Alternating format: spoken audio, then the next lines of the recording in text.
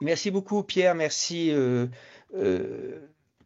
pour votre présence et surtout merci pour l'invitation de la clinique et des cardiologues de la clinique et puis de eDevice. Ceux qui me connaissent savent que je suis orienté depuis très longtemps sur la place de l'activité physique qui a une place essentielle, en particulier chez les insuffisants cardiaques. Donc je vais revenir dessus parce que c'est quelque chose qui n'est pas forcément bien suivi, surtout en dehors de la réadaptation en service de soins de suite. Je vous rappelle qu'actuellement, en réadaptation cardiovasculaire, les coronariens, c'est à peu près, quand on est un petit peu optimiste, aux alentours de 25%. Les insuffisants cardiaques, plutôt 10 à 15%, un peu plus les hommes que les femmes. Donc on est quand même loin des recommandations. Et puis surtout, une fois que la réadaptation, le séjour en réadaptation est terminé, est-ce que ça suffit? Qu'est-ce qu'il faut faire? Aujourd'hui, on a ce qu'on appelle l'activité physique adaptée. Je vais essayer de vous montrer pourquoi et comment il faut prescrire cette activité. Alors, est-ce que mes diapositives vont passer? Oui. Donc d'abord, pourquoi prescrire l'activité physique adaptée? Tout d'abord, je tiens à vous rappeler une chose qui est évidente, mais en fait qui n'est pas si souvent que ça quand on fait l'interrogatoire, même de certains collègues, pas forcément des cardiologues, des médecins en général. La santé, c'est pas simplement ne pas avoir une maladie ou un handicap, c'est un bien-être physique, mental et social. On oublie souvent le social, alors que ce bien-être social peut être une des causes pour lesquelles nos patients ne nous écoutent pas ou ne suivent pas nos traitements. Moi, j'ai l'habitude de dire en fin de compte que la santé, c'est la qualité de vie. Et je ne sais pas si vous, mais moi, dans mon expérience, parce que bien qu'étant cardiologue du sport surtout, j'ai quand même suivi pas mal d'insuffisance cardiaque dans le service de cardiologie, et ben moi, j'ai pas eu beaucoup de patients qui m'ont demandé de vivre 2 mois de plus. Par contre, j'ai eu beaucoup de patients qui m'ont dit, qu'est-ce que vous pouvez faire pour que ma vie soit moins pourrie par ma maladie et par mon traitement? Et ben, l'activité physique peut répondre à toutes ces questions. Ça a l'air de rien, mais je vais essayer de vous en convaincre. Tout d'abord, je reviens sur l'importance de la capacité physique. Alors là, vous qui êtes habitués avec les insuffisants cardiaques, vous avez tous constaté quand même que le critère principal de faire une transplantation cardiaque, c'est la valeur de VO2 max. Ce n'est pas la fraction d'éjection de repos. Donc ça veut donc dire qu'on voit bien l'importance de cette capacité physique. Cette capacité physique, en fin de compte, ça représente le capital santé. Sur la partie droite de la gauche de la diapositive, vous voyez, on a classé les gens en fonction de leur capacité physique, faible, moyenne, élevée. Et vous avez les barres marron foncées, ce sont les hommes. Les barres blanches, ce sont les femmes. On va regarder les barres marron. Qu'est-ce que je vois? Qu'un sujet dans la population qui a une capacité physique faible, il y a 60 personnes qui décèdent par an. Quand je prends la capacité physique moyenne, il y a à peu près 30 hommes qui décèdent. En d'autres termes, ce que je suis en train de vous dire, c'est que je ne tiens pas compte des maladies. Je peux avoir un patient qui a une capacité physique moyenne, qui a eu un infarctus, éventuellement un cancer de la prostate. Il va vivre plus longtemps qu'un patient qui n'a jamais été malade, mais qui a une capacité physique faible. Et ça, c'est essentiel, c'est prouvé, c'est indépendant de l'âge, c'est indépendant des maladies. C'est vraiment le marqueur du capital santé. Alors, on peut l'estimer soit par une épreuve d'effort avec analyse d'échange de gazeux, mais il suffit simplement que vous mesuriez la force musculaire par une compression d'un dynamomètre et vous aurez exactement la même chose, sauf que la force musculaire est un peu moins indépendante des autres facteurs de risque. C'est le gold standard, ça reste la VO2 max. Enfin, pour terminer sur ce point, je vous rappelle une chose, qu'aucun de nos médicaments n'augmente directement la capacité physique. Si je traite de façon optimale mon patient insuffisant cardiaque et qui reste au lit toute la journée, son espérance de vie est très courte. Si par contre je traite mon patient de façon optimale et qui décide de faire de l'activité physique, il va augmenter son espérance de vie. C'est ce que je suis en train de vous dire. Donc il va falloir que nous, on arrive à convaincre nos patients. Vous voyez une étude qui date un petit peu, 2013, du centre Cooper, une étude longitudinale. On prend des sujets, 20 000 personnes, on mesure leur capacité physique à 49 ans.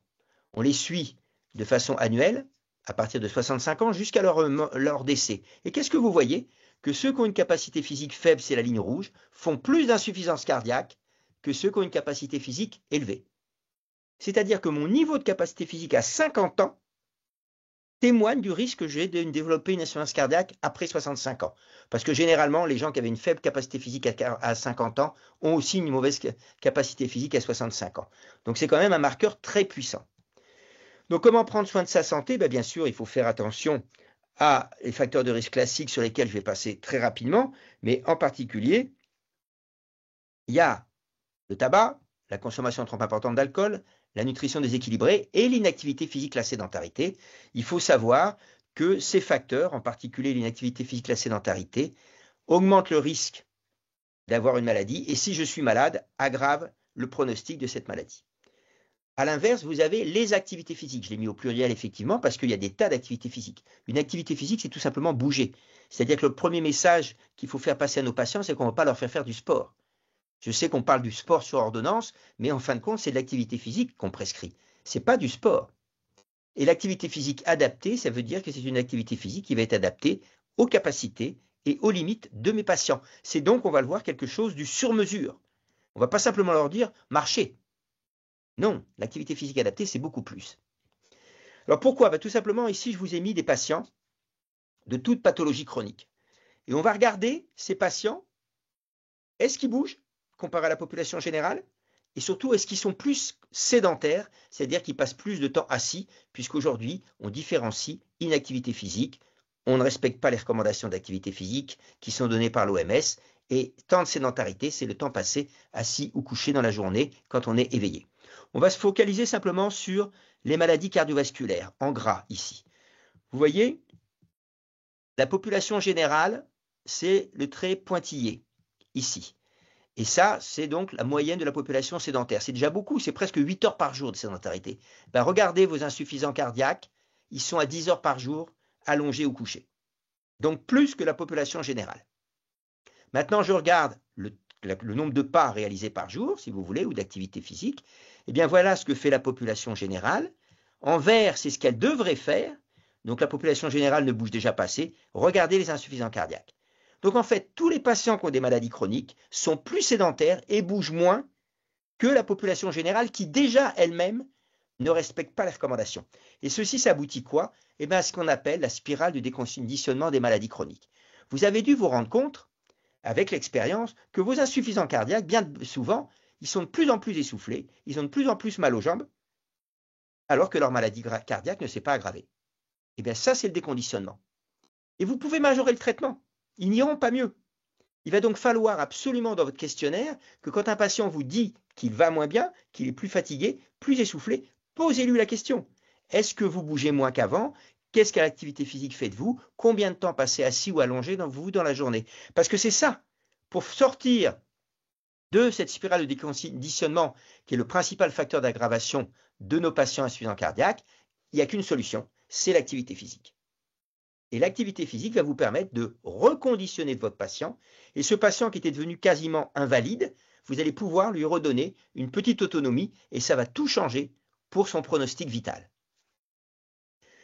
Alors pour l'expliquer, c'est quand même assez simple. On sait que moins on bouge et plus on est sédentaire, et plus on va élever nos niveaux d'inflammation et de stress oxydant, et plus on va baisser nos défenses immunitaires. C'est-à-dire que moins je bouge, plus je suis assis, quand je suis insuffisant cardiaque, plus j'ai de risque d'être touché par des infections. Plus j'ai de risque d'augmenter mon inflammation dont on sait qu'elle n'est pas bonne. Regardez la partie basse de la diapositive, c'est assez passionnant. On se rend compte que vous avez ici un sujet qui est actif et qui mange bien, équilibré. Vous voyez, il a des macrophages qui sont en vert, ici, c'est des macrophages M2, peu importe, mais ce sont des macrophages qui ont un effet anti-inflammatoire et qui sont capables de phagocytose. Maintenant, le même sujet décide de devenir sédentaire, il ne bouge plus, il reste assis, et de ne plus bouger. Eh bien, ces macrophages changent. Leur phénotype change. Ce sont des macrophages qui deviennent pro-inflammatoires et qui sont incapables de phagocytose, d'où une diminution de la défense immunitaire. Tout ça, ce n'est rien que le changement de mode de vie dans le mauvais sens. Et je peux bien sûr inverser, passer d'inactif sédentaire à actif moins sédentaire, et j'aurai un effet bénéfique. Maintenant, quand vous bougez, qu'est-ce qui se passe? Donc là, c'est une jolie étude italienne. On met un sujet sur un vélo. Il a une jambe qui est bloquée ici, il peut pédaler qu'avec la jambe gauche, il pédale 10 minutes. À la fin, on lui fait un prélèvement par une petite biopsie musculaire du quadriceps et on regarde au sein de ce muscle. Donc je simplifie, c'est beaucoup plus compliqué dans l'étude, mais on va regarder à peu près combien il y a de protéines dans le muscle quadriceps qui a pédalé et celui qui n'a pas pédalé. Vous voyez, il y a quelques protéines dans le muscle qui n'a pas pédalé, il y en a énormément dans le muscle qui a pédalé. Qu'est-ce que c'est? C'est l'épigénétique. Vous avez peut-être entendu parler d'épigénétique. Le fait de faire bouger mes muscles va stimuler des gènes qui libèrent des molécules qu'on appelle les myokines, lesquelles myokines agissent sur l'ensemble de l'organisme et en particulier chez notre insuffisant cardiaque, va pouvoir favoriser. Surtout qu'on sait maintenant qu'en plus, quand mon patient bouge, mon cœur va libérer ce qu'on appelle des cardiokines qui améliorent la fonction diastolique, qui favorisent l'angiogénèse au niveau du cœur. Donc on a parfaitement expliqué comment marche l'activité physique, et tout ça, ces gènes-là, eh ben, c'est ceux que votre ancêtre Homo sapiens vous a légués. Si vous ne les stimulez pas, ils ne libéreront pas de myokinine. Il n'y a pas d'autre solution. Alors, aujourd'hui, on a ce que l'on appelle la loi du sport sur ordonnance. Qu'est-ce qu'elle nous dit, notre loi? C'est que toutes les maladies chroniques, les gens qui ont des facteurs de risque, qui sont en risque de perte d'autonomie, il faut leur prescrire de l'activité physique. Les cardiologues sont, bien sûr, au même titre que les autres médecins concernés, et on verra qui va les encadrer en fonction des limitations. Donc, ce qui veut dire qu'aujourd'hui, il est formellement prouvé, c'est ce qu'a prouvé l'expertise INSERM de 2019 à laquelle j'ai eu l'honneur de participer, que tout malade chronique stable doit bénéficier d'une activité physique adaptée, qui est une thérapeutique non médicamenteuse validée, qui permet de baisser en moyenne les complications de 20 à 35%. Sur l'insuffisance cardiaque, la mortalité est moins améliorée, quoique chez les patients les plus sévères, on a un effet sur la mortalité. C'était les résultats de l'étude HF Action. Il n'y a pas d'effet secondaire et ça diminue les coûts médicaux. En d'autres termes, nous avions dit dans cette expertise, à l'unanimité des experts, que ne pas prescrire de l'activité physique adaptée à un malade chronique stable, bien évidemment, donc un insuffisant cardiaque stable, c'est une perte de chance pour le patient. Il n'a pas le traitement optimal. Et vous voyez bien, j'ai bien insisté à côté, on associe la médecine curative et la médecine préventive. On ne remplace pas la médecine curative par l'activité physique. C'est l'un et l'autre. Il y a une synergie. On sait par exemple que chez nos coronariens, l'activité physique augmente l'efficacité des statines. Il y a plusieurs études qui l'ont prouvé. Alors maintenant, si on se focalise sur l'insuffisance cardiaque, je vous rappelle que l'insuffisance cardiaque chronique, sur le plan physiopathologie, c'est une maladie de l'organisme. Votre insuffisant cardiaque, il ne se plaint pas d'avoir un problème de cœur, il ne se plaint pas d'avoir mal au cœur, il se plaint d'être essoufflé et d'avoir mal aux jambes. Déjà pour lui, intellectuellement, et c'est là où l'éducation thérapeutique dont Guillaume nous a parlé précédemment était aussi importante, c'est pas facile pour le cardiaque de comprendre que s'il a mal aux jambes et qu'il est essoufflé, c'est parce que son cœur ne marche pas bien. Tout simplement parce qu'on part d'une maladie de l'organe va mettre en place des adaptations, la tachycardie par exemple, je prends celle-là, la vasoconstriction. Quand ces adaptations sont dépassées, eh bien à ce moment-là, on se retrouve avec un débit inadapté dans les différents organes, et à ce moment-là, mes muscles squelettiques, mon poumon, ne va pas fonctionner, et j'ai bien une maladie de l'organisme qui s'est mise en place. Eh bien cette maladie de l'organisme, ce qui va avoir l'efficacité majeure, c'est l'activité physique. On va y revenir. Je vous rappelle que si vous regardez les paramètres de la consommation maximale d'oxygène, il y a 3 acteurs, les poumons, le cœur, les muscles squelettiques, et dans les muscles squelettiques, les mitochondries en particulier. Vous avez la circulation pulmonaire, la circulation périphérique. Donc en fait, ce qui va se passer chez un insuffisant cardiaque, c'est que c'est le cœur qui est touché, ses poumons vont dysfonctionner, ses muscles squelettiques vont dysfonctionner à cause du cœur qui est touché. Si je fais faire l'activité physique, je vais pouvoir faire bénéficier mes poumons, mes muscles squelettiques, et à un moindre niveau, il faut le reconnaître, au niveau cardiaque, on a une amélioration de certains paramètres, mais qui est beaucoup moins importante qu'au niveau périphérique. Je vous rappelle quand même que les recommandations sont très claires. Dans l'insuffisance cardiaque chronique, quel que soit le type d'insuffisance cardiaque, fonction systolique préservée ou pas, resynchronisation, assistance ventriculaire, transplantation cardiaque, il faut faire de la réadaptation. Et donc, il faut prescrire l'activité physique adaptée. Dans la réadaptation, il n'y a pas que l'activité physique, on l'a vu avec Guillaume précédemment, il y a l'éducation thérapeutique, le suivi psychologique, l'adaptation du traitement médical et l'activité physique qui n'est qu'un des éléments de cette réadaptation. J'en reviens à mon poumon. Le poumon de l'insuffisant cardiaque chronique, eh ben, il dysfonctionne parce qu'il y a des troubles de perfusion, il y a l'espace mort qui augmente, il y a une hyperréactivité bronchique, les muscles respiratoires sont fatigués et il y a une hyperventilation d'origine centrale. Vous avez ici la relation entre la ventilation et la VCO2. C'est ce qu'on appelle la VE sur VCO2 slope, la pente VE sur VCO2, qui est un paramètre classique de l'épreuve d'effort avec analyse des échanges gazeux. Vous avez la pente ici d'un insuffisant cardiaque avant le réentraînement et après le réentraînement. Je vois qu'en réentraînant mon patient, je diminue cette pente. Et je vous le rappelle, si vous ne le savez pas tous ou si vous en souvenez pas, qu'il y a 2 paramètres pronostiques à partir des preuves d'effort avec analyse des échanges gazeux, c'est le pic de VO2 et la pente VE sur VCO2. Il faut toujours regarder ces deux paramètres parce qu'ils ne sont pas toujours cohérents entre eux. On va prendre bien sûr le pire. Et bien là, je vois que ce facteur pronostic, je vais l'améliorer tout simplement.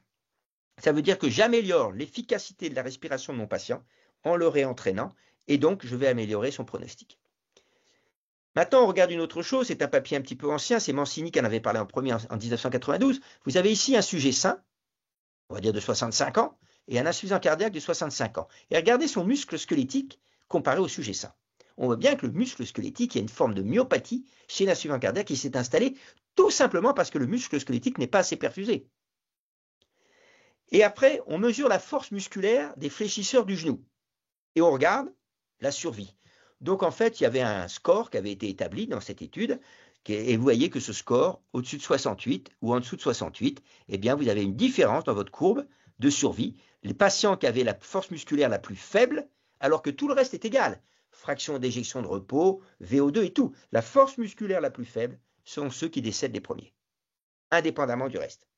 Donc on a bien l'impact de l'importance de la force musculaire. Enfin, si je regarde ma consommation maximale d'oxygène, ici je vous ai mis une évolution normale d'un sujet normal de son pic VO2 et d'un sujet insuffisant cardiaque apparié en âge et en sexe, et vous voyez qu'il monte beaucoup moins haut. Eh bien, toutes les études, tout ça, ce sont toutes les études qui avaient été faites lors de cette revue Cochrane de 2008, donc depuis il y en a eu encore plus, elles vous montrent toutes que dans tous les cas, on améliore la consommation maximale d'oxygène de nos patients en les réentraînant. Ce que ne fera pas nos traitements si jamais le sujet ne bouge pas. Je le répète parce que c'est très important. D'ailleurs, on voit même un tout petit peu plus loin sur un papier qu'avait fait Jean-Yves Tabé il y a quelques années, où il nous avait dit, en fin de compte, on a des patients insuffisants cardiaques qui, pour l'entraînement qu'on leur donne, répondent plus ou moins bien. Eh bien, les patients qui répondent le mieux sont ceux qui survivent le plus longtemps. C'est-à-dire quand on arrive à augmenter le pic de VO2 de 6%, on a un bon pronostic. Si jamais on n'y arrive pas, on a un mauvais pronostic. Attention, ça ne veut pas dire que notre patient ne répond pas à l'entraînement, ça veut dire qu'il ne répond pas à l'entraînement qu'on lui a fait. Après, ça va être le job des réadaptateurs de lui trouver un autre entraînement qui va lui permettre d'augmenter encore plus sa VO2, et c'est tout ce qui est passionnant dans la réadaptation cardiovasculaire. En fait, les effets bénéfiques du réentraînement de l'insuffisance cardiaque chronique, vous voyez, ils vont avoir des effets sur les troubles vasculaires, la fonction endothéliale, et puis la résistance va augmenter, les résistances vasculaires vont baisser en se réentraînant, la myopathie diminue, la masse musculaire va augmenter, le métabolisme aérobie musculaire augmente, la perturbation graisseuse, l'infiltration graisseuse diminue. Au niveau neurohormonal, on a une amélioration de la balance autonomique. Vous avez une diminution du BNP du système des hormones du système rénine-angiotensine par l'entraînement.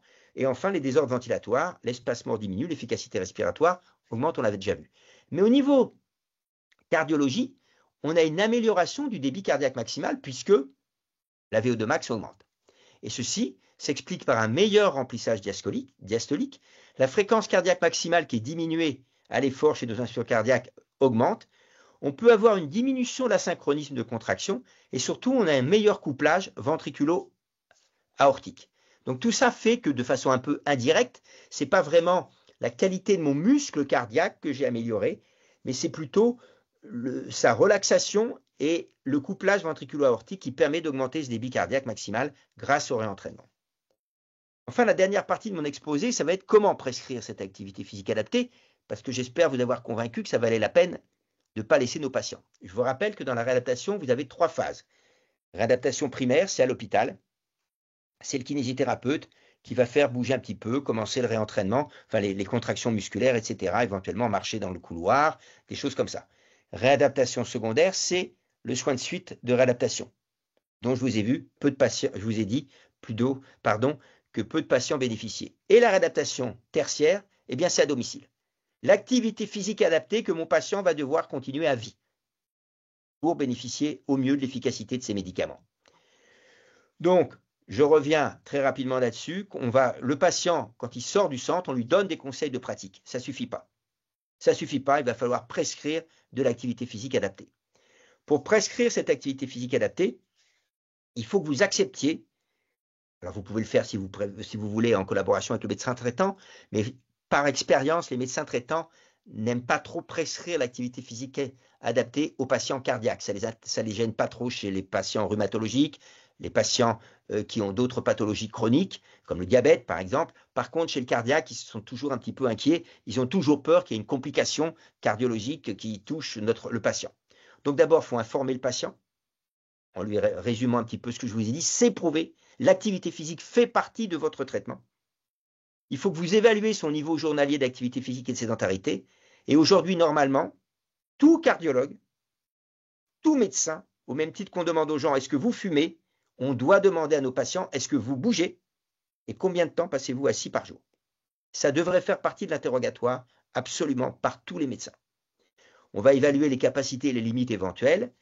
La motivation, hein, c'est vrai que bien souvent, ils ne sont pas très motivés, nos patients. Il va falloir qu'on essaye de développer leur motivation intrinsèque. Si besoin, s'il y a un problème d'épaule, douleur d'épaule, il y aura peut-être besoin d'une consultation médicale en plus. Ensuite, il va falloir le guider et l'aider en le renseignant sur les structures d'accueil pour l'activité physique adaptée. Je vais y revenir tout de suite. Et puis enfin, surtout vous intéresser. Rappelez-vous d'une chose, c'est que votre patient, s'il se met à l'activité physique, c'est que vous l'avez convaincu et qu'il croit en vous, qu'il a confiance en vous. Si jamais la consultation d'après, vous ne lui parlez pas de l'activité physique, il va se dire c'est que ce n'est pas important. Et il va arrêter. Donc vous avez des outils pour vous aider. Je vous les ai présentés ici. Je vous encourage à aller sur la Haute Autorité de Santé. Il y a des référentiels, des guides qui sont assez épais, donc qui ne sont pas indispensables, sauf si vous voulez vraiment améliorer vos connaissances ou si pour certains d'entre vous, vous avez des problèmes pour vous endormir le soir. Ça peut vous aider en les lisant. Vous avez les deux guides sur l'activité physique et pour la consultation de base. Mais on a fait des fiches, puisque j'ai participé à ces travaux de la Haute Autorité de Santé. Par exemple, prescription de l'activité physique et sportive chez l'insuffisant cardiaque chronique. On l'a fait chez le coronarien, on l'a fait chez l'hypertendu, accident vasculaire cérébral, et puis dans les autres pathologies. Donc, ils sont à votre disposition. Il y a des recto-verso, et vous avez l'essentiel à connaître. Se rappeler que l'activité physique adaptée, c'est un programme qui est structuré, nombre de séances par semaine, pendant 3 mois, renouvelable. Il est individualisé, élaboré, supervisé, pas par vous, pas par moi, cardiologue. Je ne sais pas faire un programme d'entraînement. C'est le professionnel de l'activité physique adaptée qui sera un kinésithérapeute diplômé ou un enseignant en activité physique sportive qui a été formé spécifiquement pendant au minimum 3 ans dans les études de STAPS, si c'est un licencié. Le plus souvent, c'est des masters, 5 ans de formation. Donc, ce sont des gens très compétents. Mais c'est vous qui restez là aussi le maître du jeu et qui suivez en coordination. On va l'associer au changement de mode de vie plus actif et moins sédentaire. Et l'objectif à moyen et long terme, c'est que le patient fasse lui-même des activités physiques, seul, dans des conditions sécures. En règle générale, on part sur la base de 2 à 3 séances par semaine. C'est un traitement, c'est-à-dire qu'il faut vraiment que ce soit bien codifié, on va y revenir. Qui va les encadrer? C'est très simple, la Haute Autorité de Santé a répondu. C'est les patients qui ont une maladie chronique, c'est le niveau 2, qui ont un facteur de risque ou une situation de perte d'autonomie, qui ont besoin d'un programme d'activité physique adapté, c'est-à-dire que votre insuffisant cardiaque, vous vous rendez compte qu'il n'est pas capable de faire tout seul de l'activité physique, soit parce qu'il a peur, soit parce qu'il a des limitations, soit parce que vous pensez que ce ne sera pas sécure pour lui, et bien à ce moment-là, il va être encadré par un professionnel de l'activité physique adaptée. Vous avez le choix entre un masseur kinésithérapeute ou un éducateur en activité physique adaptée. N'oubliez pas une chose, c'est qu'il faut écrire sur votre ordonnance. 2 papiers ont montré, pas spécifiquement chez l'insuffisance cardiaque, mais que chez les malades chroniques, quand il y a ordonnance écrite en plus des conseils oraux, vous augmentez l'observance de 50%. Je peux quand même vous dire que chez un papier qui va sortir dans pas longtemps, chez 600 coronariens qui ont eu de l'activité physique adaptée, contre 600 coronariens qui n'ont que les conseils à la sortie d'un service de rééducation cardiovasculaire, 600 dans chaque groupe, au bout de 1 an, après être sorti du centre de cardiovasculaire, vous avez 85% d'observance de l'activité physique adaptée. Ils sont encadrés pendant 6 mois, après ils font 6 mois tout seuls. Et au bout de 2 ans, on a 80% de l'observance de l'activité physique adaptée. Donc ça vous prouve qu'on peut.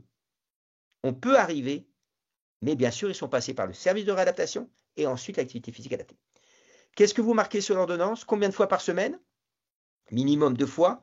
On fait toujours attention qu'il y ait au minimum pas plus de 48 heures sans activité physique. C'est-à-dire que si vous faites le lundi et le jeudi, il faut que le mardi ou le mercredi, il fasse de l'activité physique, de la marche tout simplement. L'intensité, c'est simple. Elle peut être légère, modérée, intense. Alors, je vais vous montrer comment je fais parce que je ne suis pas un entraîneur. Moi, quand l'intensité est légère, ça veut dire à mon patient qui peut parler et chanter. Par exemple, tailler des rosiers, c'est une activité physique, mais je peux parler et chanter. L'activité physique modérée, c'est je peux parler, je ne peux pas chanter. C'est quand je suis en retard pour aller à un rendez-vous, je marche un peu vite, je peux parler, mais par contre, si on me demande de chanter plusieurs strophes, je ne peux pas. Élevé, c'est ni parler ni chanter. Très élevé, c'est l'épuisement. De toute façon, l'activité physique adaptée, c'est modéré. C'est tout, c'est pas plus. Donc, n'ayez pas peur, vos patients ne prennent pas de risques.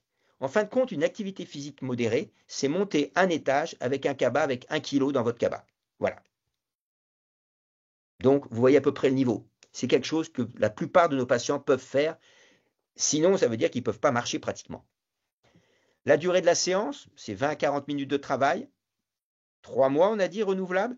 Et là, le type d'activité physique, il faut toujours qu'il y ait du cardio ou de l'endurance et du renforcement musculaire. C'est ce qui marche le mieux, d'associer les deux sur le pic de VO2. Et si besoin, souplesse, équilibre, coordination. Mais ça, c'est le masseur-kinésithérapeute ou l'éducateur en activité physique adaptée qui va faire le programme. Ils savent parfaitement le faire. Vous devez simplement dire, je ne veux pas que l'intensité du patient dépasse modérée. Et il a une douleur à l'épaule droite ou il a des lombalgies, donc faites attention à faire en sorte que ça n'aggrave pas ses problèmes orthopédiques. Alors là, excusez-moi, je vois que j'ai un gag, c'est pas grave, je vais revenir en arrière. Ma diapositive, il y a une superposition, peu importe. Vous avez peut-être entendu parler des maisons sport santé. Elles ont été lancées en 2019, elles ont été reconnues par la nouvelle loi du sport sur ordonnance de mars 2022, c'est-à-dire qu'elles existent légalement, les maisons sport santé. Et là, je vous ai mis l'exemple de la maison sport santé de notre CHU. Tout simplement, c'est très simple. Vous avez dans la maison sport santé une coordinatrice qui chez nous est une éducatrice de sport santé qui a été formée donc en STAPS, qui est doctorante, c'est-à-dire qu'elle a fait 7 ans dans le domaine, et qui va recevoir le patient que vous lui adressez, elle va faire le bilan, c'est elle qui va évaluer la capacité physique, non pas en faisant un test d'effort avec analyse des échanges gazeux, en faisant un test d'effort sous-maximal, validé, qui permet d'avoir sa capacité physique, qui va évaluer sa force musculaire, etc., et proposer un programme. À partir de ce programme, soit elle prend elle-même en charge les patients, si elle a la possibilité, sinon, on a autour de notre maison sport santé 80 structures qu'on a été voir, on sait qu'ils travaillent dedans, on y retourne chaque année, et on sait qu'ils peuvent prendre ou pas des insuffisants cardiaques. S'ils ne peuvent pas, sur nos 80 structures, on en avait 32, qui pouvaient prendre des insuffisants cardiaques. Les autres, on a considéré qu'ils n'avaient pas les compétences pour le faire. Et c'est eux qui vont mettre en place le programme et vous tenir au courant. Donc maintenant, on a changé, vous voyez la petite pilule, la polypile, puisque l'activité physique, c'est une polypile, quand vous vous rendez compte que les myokines vont agir sur tout l'organisme. Eh bien, tout à l'heure, vous ne saviez pas comment l'utiliser, comment la prescrire. J'espère que maintenant, vous serez un petit peu plus à l'aise. Merci beaucoup.